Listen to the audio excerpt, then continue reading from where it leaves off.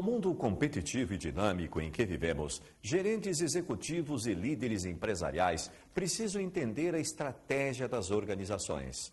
Para definir e implantar um projeto estratégico, é necessário, antes de qualquer atitude, o conhecimento. Brincando com seus amigos, está sempre competindo. E para conseguir ganhar, você precisa ter alguma coisa de distinto desses seus amigos.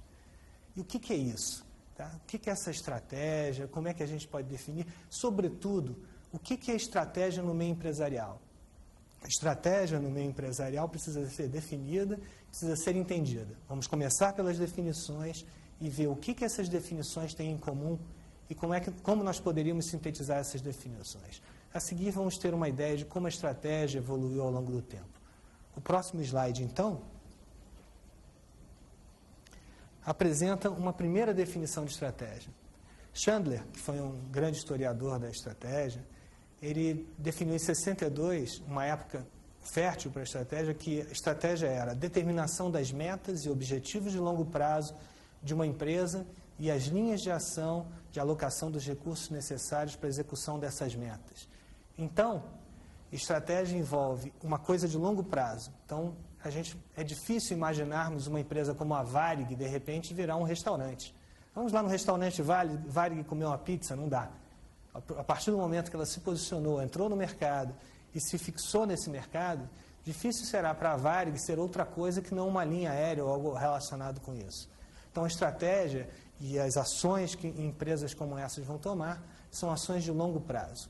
E longo prazo varia de empresa para empresa, de negócio para negócio. E o que são essas ações? São divididas em objetivos, em metas, como veremos mais adiante, tá? E são fundamentais para que essa empresa tenha sucesso. Vamos ver, então, mais uma definição? Nesse próximo slide, a estratégia empresarial é, numa palavra, a vantagem competitiva. O único objetivo do planejamento estratégico é capacitar a empresa a ganhar, de maneira mais eficiente possível, uma margem sustentável sobre seus concorrentes. A estratégia corporativa, desse modo, significa uma tentativa de alterar o poder de uma empresa em relação aos seus concorrentes, da maneira mais eficaz. Kenichi Ohmae. Kenichi Ohmae foi um dos homens que mais vendeu livros de estratégia, não porque vende para o Japão, mas porque foi um grande teórico, além de um grande consultor, e ele teorizou a globalização, mas ele definiu uma coisa muito importante: vantagem competitiva. Nós, no nosso futebol, no dia a dia, para conseguirmos nossa namorada, para conseguirmos sucesso na empresa, nós precisamos ter alguma coisa que nos defina como competidor. Alguma coisa que nos dê vantagem competitiva e que nos faça conseguir ser diferentes dos outros e, com isso, ganhar vantagem em relação aos demais competidores. Vamos ver mais uma definição no próximo slide?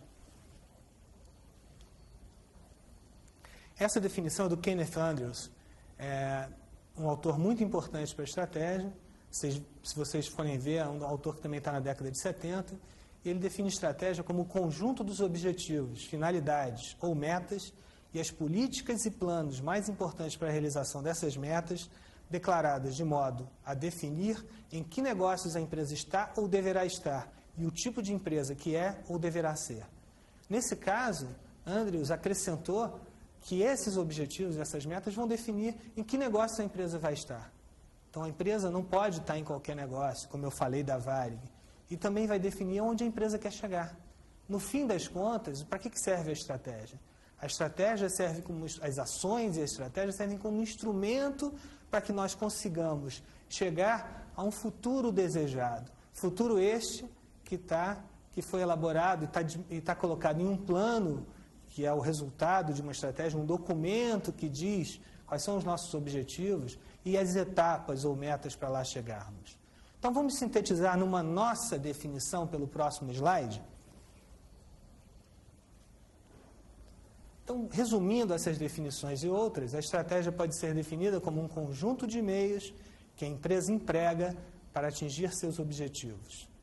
Envolve as decisões que definem os produtos e serviços para certos clientes e mercados e, em concorrência, a posição em relação aos demais competidores.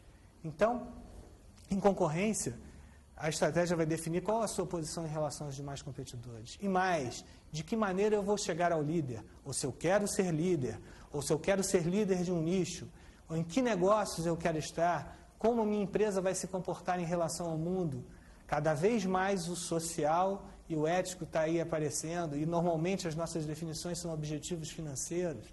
Tudo isso vai ter que ser visto e vai ser visto ao longo do nosso curso. Passando para o próximo slide, então.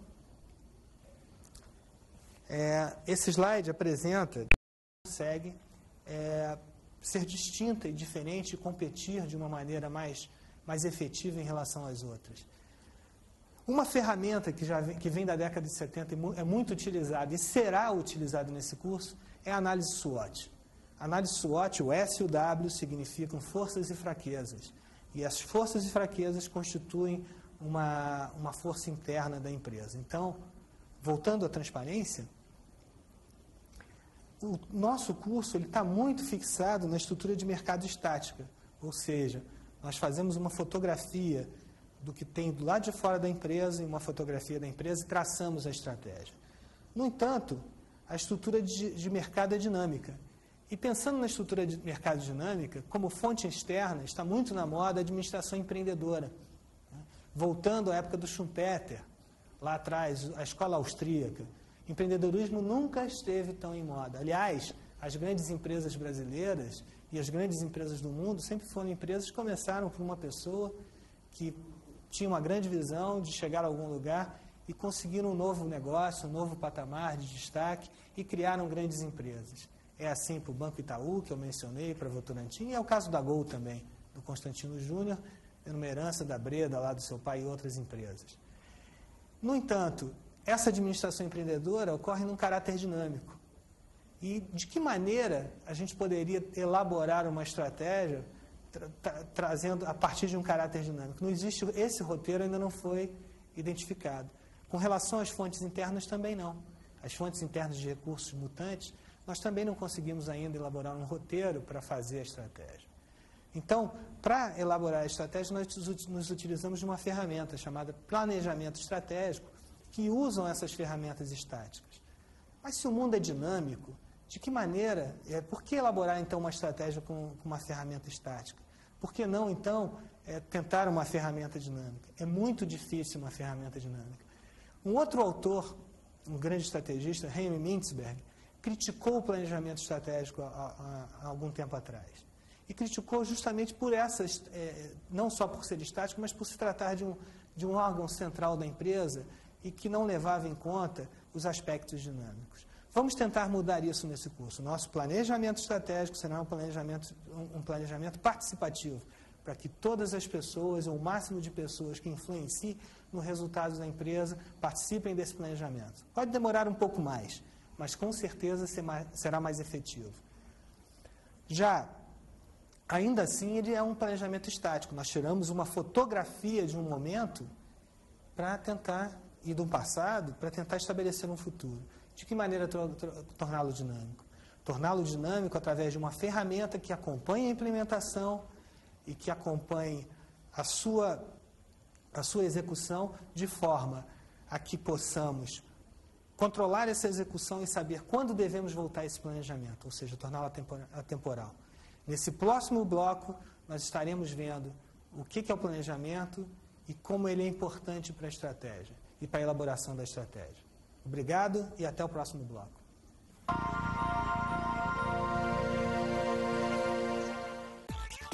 Se você precisa mais informações sobre este curso, acesse o site www.dtcom.com.br. Neste ambiente, você encontra novas ferramentas que lhe ajudarão no processo de aprendizado e crescimento profissional.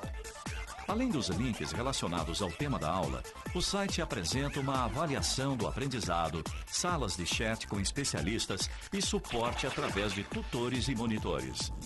As salas de interatividade permitem o contato não só com os colegas, mas com os monitores, tutores e muitas vezes com os próprios palestrantes.